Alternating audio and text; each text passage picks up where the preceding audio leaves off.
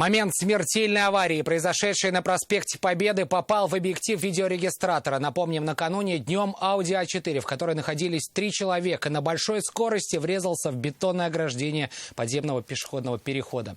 Именно оно и спасло людей, стоящих в этот момент на трамвайной остановке. Водитель и пассажир погибли на месте. Женщину с тяжелыми травмами госпитализировали. Салат Мухаммадуллин продолжит.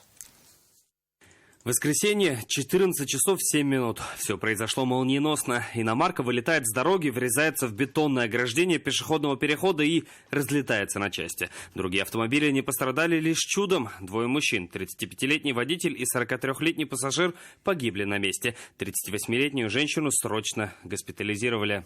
У нее перелом ребер со 2 по 11 состояние удовлетворительное. Пока показаний она по случившемуся не дала. Как видно на записи с регистратора, иномарку никто не подрезал. Дорога была свободная. По предварительным оценкам двигалась иномарка со скоростью около 140 км в час.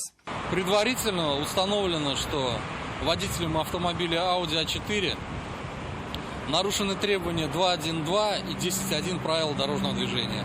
Управлял автомобилем пассажир, которого был не пристегнут ремнями безопасности, игнорировал требования по обеспечению безопасности дорожного движения, не выбрал скорость, обеспечивающую возможность постоянного контроля за движением автомобиля,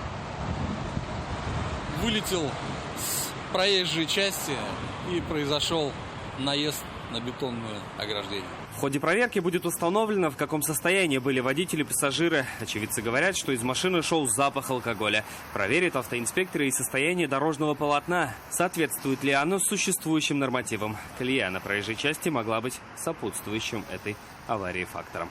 Салават Мухаммадуллин, Наиль Абдуллин. Вызов 112.